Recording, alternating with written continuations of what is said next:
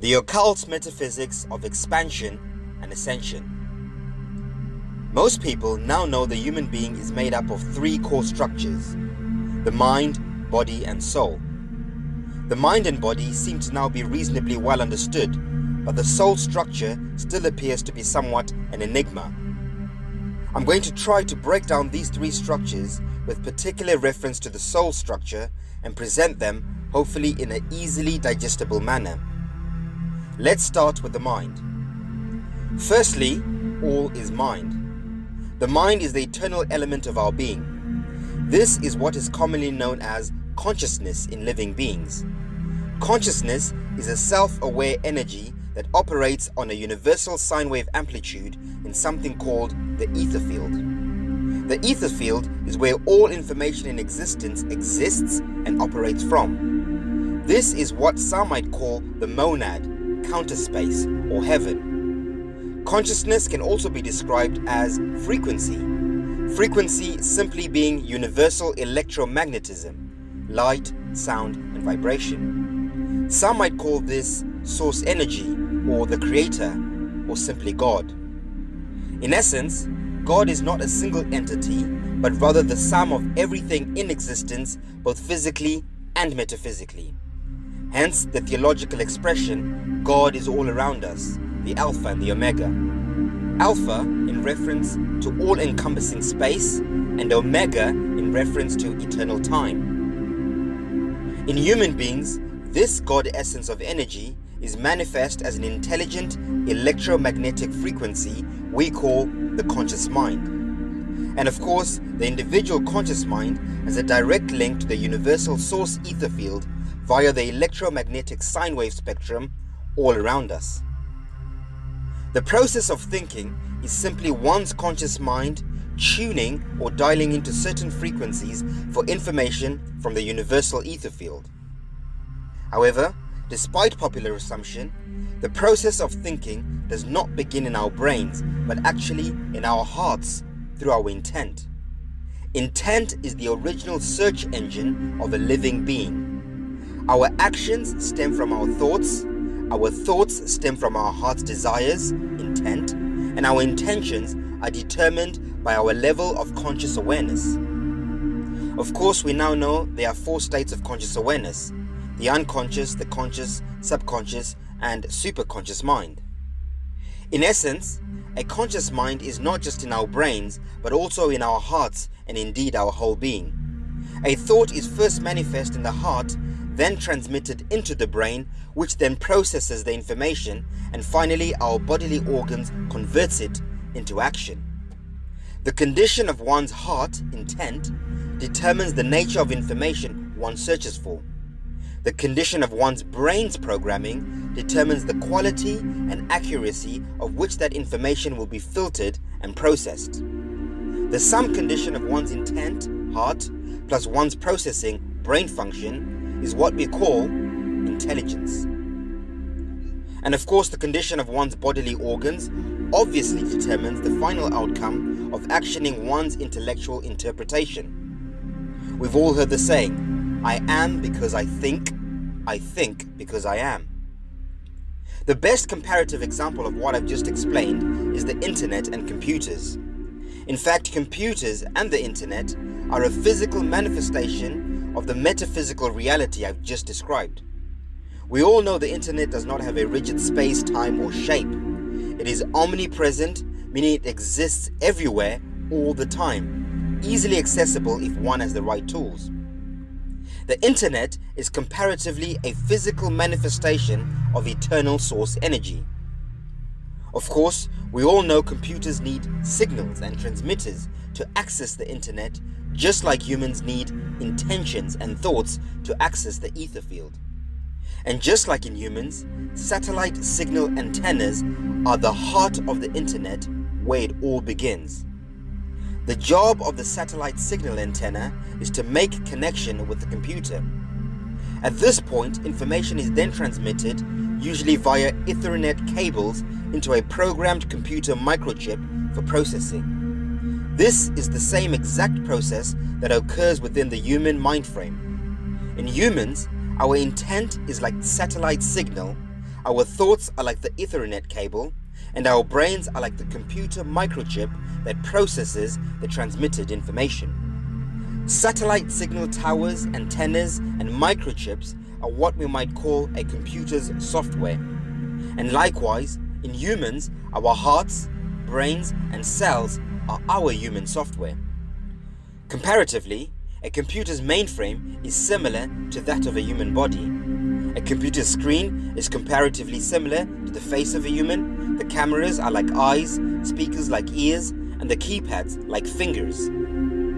All of the above are what we might call hardware in computers and bodily organs in humans. Both computer and human hardware and software rely on intelligent conscious energy to initiate and activate action for a virtual reality of experience to happen. To summarize my analogy, the function of a computer is dependent first on the strength of signal, heart, then the quality of transmission, thoughts, then the processing capacity, brain, and then the quality of hardware, body. Now, naturally, human beings have varying degrees of intent, heart, and processing, brain function. Someone with pure intent, heart, is likely to search for purer information. And if that someone has healthy brain function to process that information, it is likely that the information will be less filtered, therefore closer to source truth. This source truth is what we might call knowledge. And as we all know, knowledge is power. Knowledge empowers us by expanding our conscious awareness. Knowledge is the currency that fuels our conscious awareness, which in turn heightens our perspective of life experience. The purer our intentions are, the purer our thoughts will be. The purer our thoughts, the purer the knowledge we receive. And of course, the purer the knowledge, the purer our actions should be. The sum total of the above results in one being purely intelligent within their whole being. Pure intelligence fuels more processing power to further access purer and purer information, thus creating a perpetual cycle of conscious expansion and awareness in oneself. The meaning of life is for us to expand our conscious awareness beyond the limits of our current paradigm, thereby allowing us to ascend into a higher paradigm of experience. This is what some might call drawing one's mind closer to God or source energy. The body. The body is the most obvious for, well, obvious reasons. The physical body exists within a state of what we call matter. Unlike the mind, which is a metaphysical aspect of our being consisting of light, sound, and electromagnetic waves, the body is made up of tangible chemical compounds consisting of particles, atoms, and molecules that are physically quantifiable. The mind element of us is eternally consistent regardless of space and time, whereas the physical element of us is impermanent and transient. In other words, our consciousness remains as a frequency regardless of where, when, or what it's in. However, the body energy structure transmutes from one state to another in relation to the space and time it interacts and exists within. Of course, the mind is within a consistent and constant frequential wave of energy, whereas the human physical body has many complex chemical compounds in various forms of structure, like solids, liquids, and gases, for example. The body is physically tangible, outwardly, with our common senses. Therefore, it is easier to study by physical observation and experimentation. Having said that, processing the observations we make through interpretation is where it gets complicated. Because, as I already stated, processing information requires intent, heart, and brain function processing. For instance, in the case of diseases, we are usually easily able to determine the effect of a disease, but not always the cause. When we're able to intelligently determine the real cause of a bodily disease, We can then take necessary action to ease the dis-ease with great effect and minimal adverse affect. All dis-ease is simply the effect of a reaction caused by an initial reaction, as is determined by the universal law of cause and effect. Every action has a reaction. We can eliminate every dis-ease in existence by simply knowing the initial action that caused the reaction, then taking action to effect the original defective action. Prevention is not better than the cure. Prevention is the cure. However, this is easier said than done. One cannot prevent something without pre-eventual knowledge of its cause and effect. Once again, knowledge is the key. Knowledge is simply intelligent information. And like I said earlier, intelligence is the sum total of pure intent, heart, plus a healthy mind, brain, plus virtuous action. Naturally, as you can see, the mind and physical body are separate entities that have a symbiotic relationship, even though they are on opposite ends of the spectrum. One being physical and the other metaphysical. Ironically, whilst the physical appears to be real, it is in fact not. It only appears so whilst we are within this physical plane of existence. The physical is a holographic illusion created and only perceived through the mind. Hence my opening statement, all is mind. However, paradoxically, the physical is in fact also real in a different context, because it allows the mind to objectively express and experience itself. A good comparative example once again is with a computer. A hardware computer without software information is useless, and likewise software information without hardware output is pointless. The physical hardware we call our body has a use, which is to give the software, which is our mind, a point. The point of the mind is to use the body, which in turn allows our conscious energy to objectively and subjectively experience itself simultaneously. Why? Well, why not? After all, existence without experience is pointless. Therefore, the point of existence is experience. Experience naturally evokes a process of learning, and learning implies expansion and growth. Growth, of course, is the process of something moving from one point to another, and that is the point. But now we ask the questions. As humans, what are we growing from point A and growing to point B? And how does this process of expansion and growth transpire?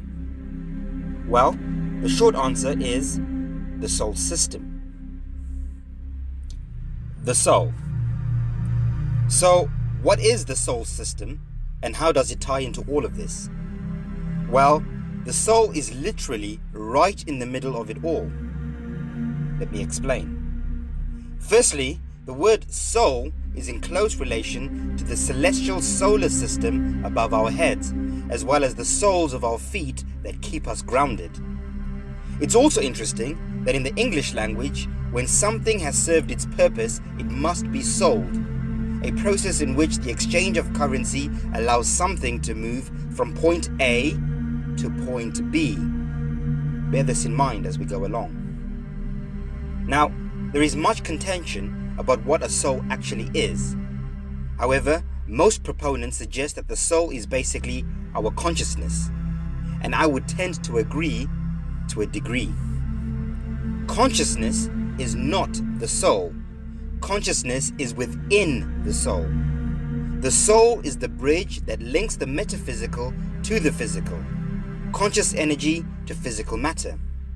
Just like how computers have silicon as a conductor to connect software information to the hardware mainframe. Similarly, humans have something we call the soul that connects and bridges the conscious mind to the physical body. The soul is the silicon of a human being. Naturally, we because the soul is the bridge between the physical and metaphysical, it must have properties to accommodate both elements.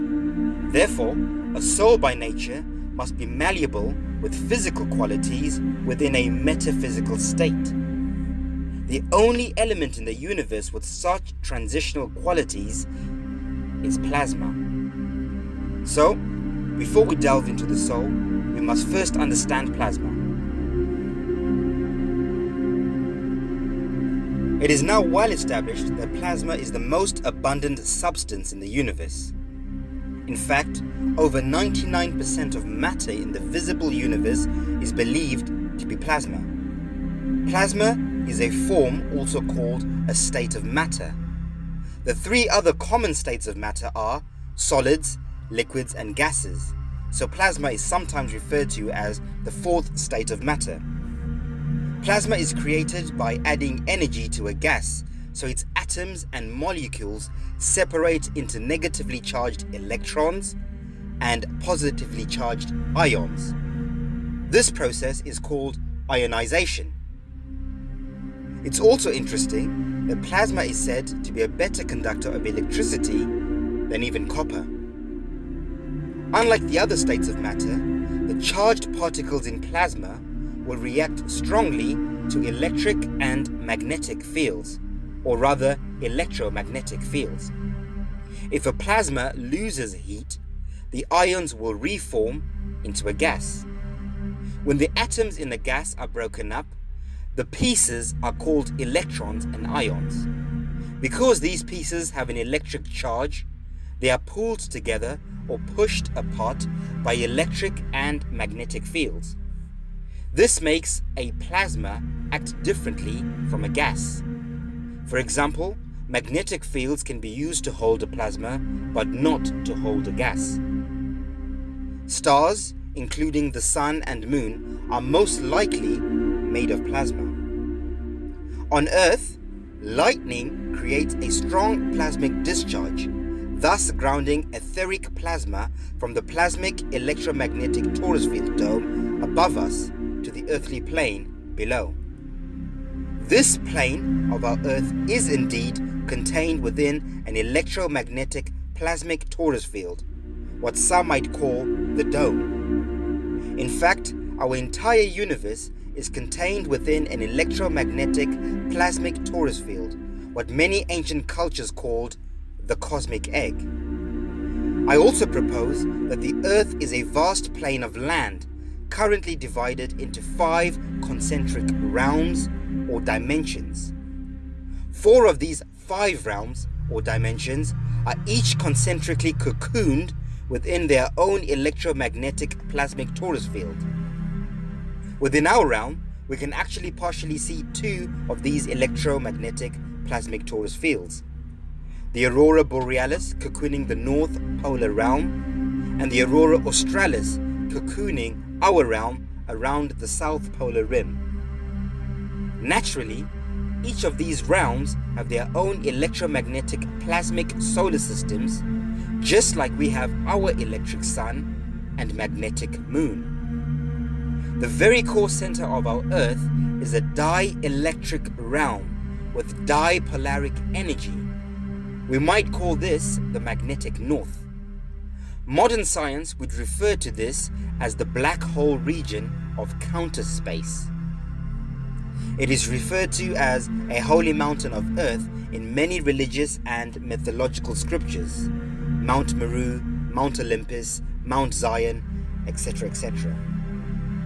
I prefer to call it the earthly place or den of pure dipolarized etheric energy, the etheric den, or Eden in short.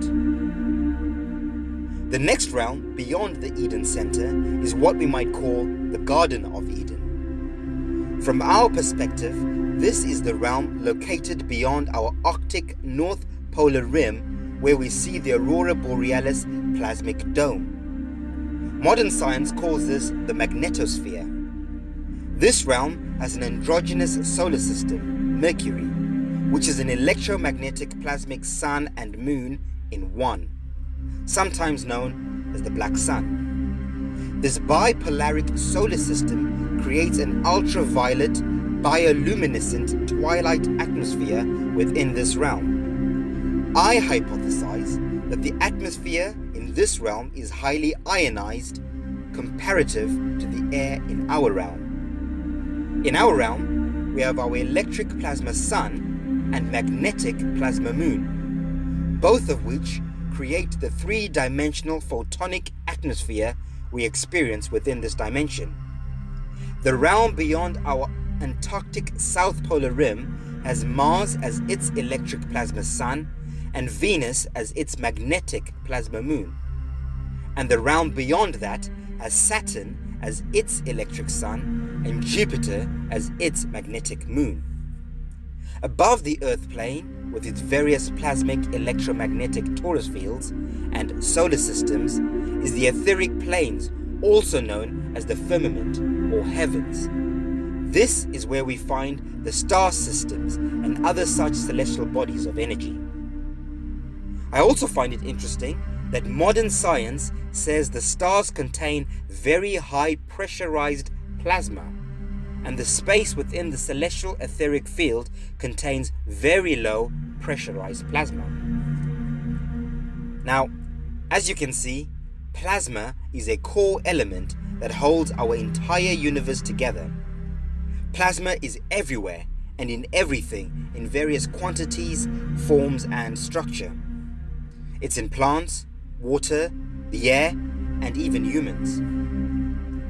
In fact, the human form is predominantly made up of plasma. Modern science says the male body is made up of 55% plasma, and the female body contains 60% plasma on average. In humans, plasma can be found as a diffused liquid in our blood that helps carry blood cells around the body. Plasma in the body is made up of water and 13 other life-sustaining compounds. Plasma does not have a definitive color. It can emit all colors across the full spectrum of light, dependent on the level of ionized energy. Different waveforms of photons are emitted for different levels of energy. However, within the body, nitrogen is key to understanding the structure of bodily plasma. Nitrogen, represented by the symbol N, is an important part of our bodies. Nitrogen is abundant in the environment, but humans cannot easily absorb it directly from air or soil.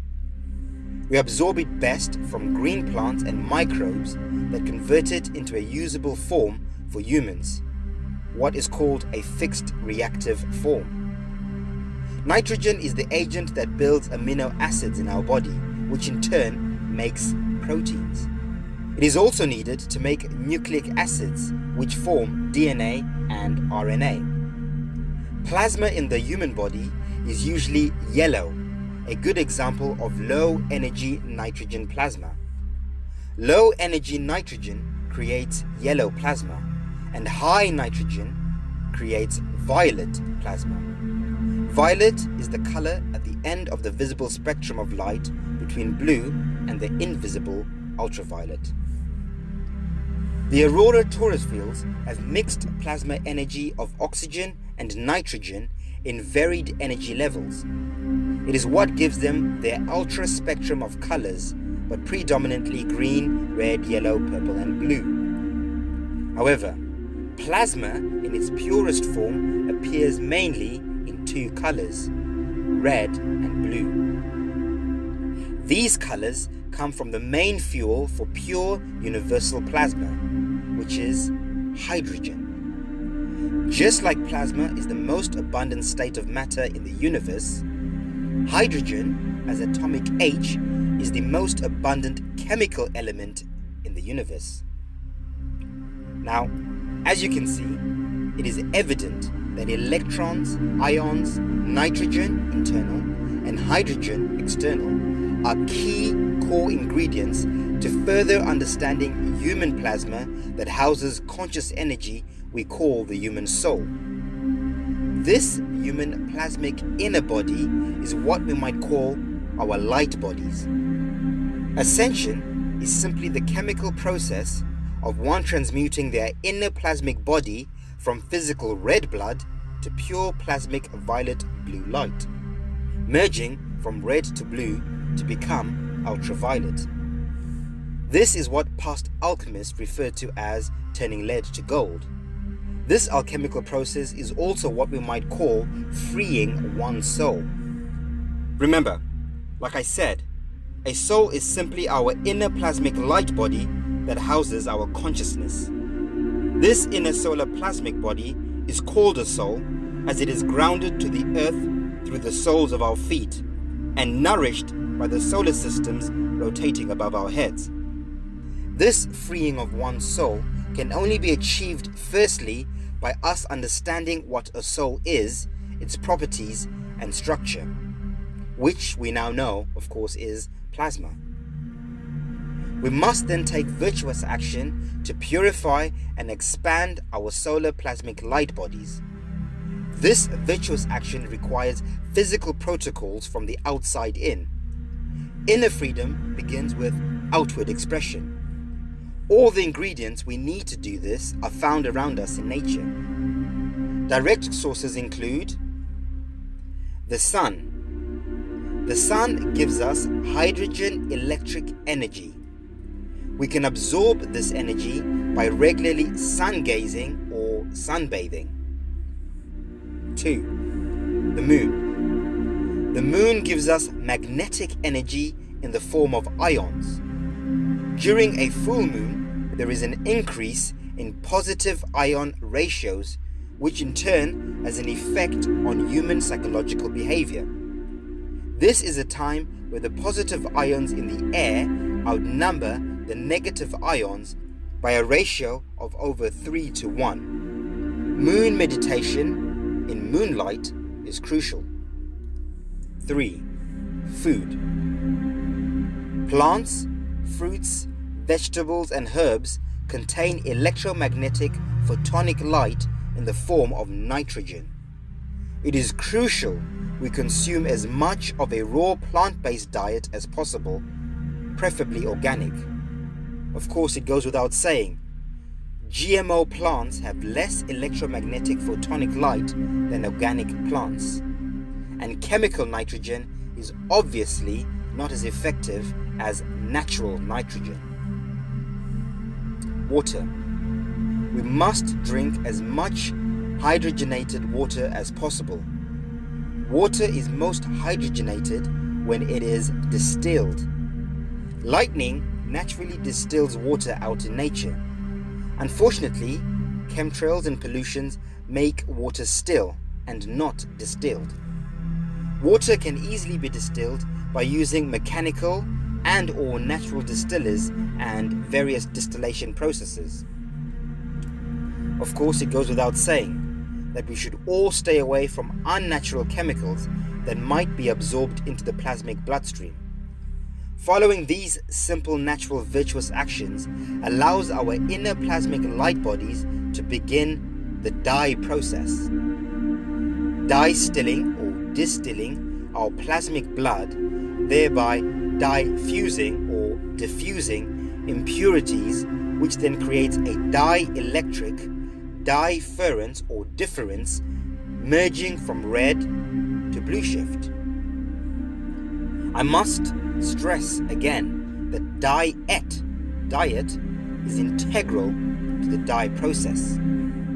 These alchemical changes will also begin to rewrite our plasmic genetic DNA code from carnal to spirit, dense to light. The alchemical change is not an instant one right now, although we will begin to see and feel the genetic changes through our outward physical being. For instance, weight loss, ease of dis-ease, and general healthy well-being. The real changes happening within will only manifest outwardly during the coming plasmic event. During the coming event, the ethereal plasmic discharge from the electromagnetic field above us will activate dormant DNA in those who are prepared for this pairing discharge. During the plasmic event, the plasmic discharge will rapture our plasma light bodies from our dense carnal bodies. Our consciousness will no longer be sold to the earth. We will become free souls with pure angles of ultraviolet light, or angels in short. We could also say one becomes a whole spirit, or Holy Spirit, or Holy Ghost if you like. This plasmic state of being will allow us, our consciousness, to freely transverse between the different earthly realms and dimensions.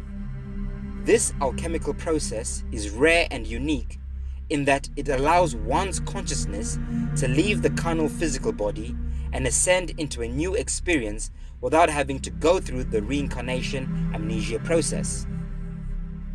We only reincarnate because our mind, consciousness, and soul, plasmic inner body, are so damaged or polarized that they have to go into dipolaric counterspace to be recharged. They are polarized or damaged due to unhealthy karmic action. Karma is our K armor. K is for knowledge. We must arm ourselves with healthy knowledge to have good karma. Unhealthy or bad karmic transmutation, death, is very traumatic for the conscious mind, which is the root cause of reincarnation amnesia. The natural way to transmute is meant to happen in stages. First, the conscious mind and plasma light body must detach from the physical body.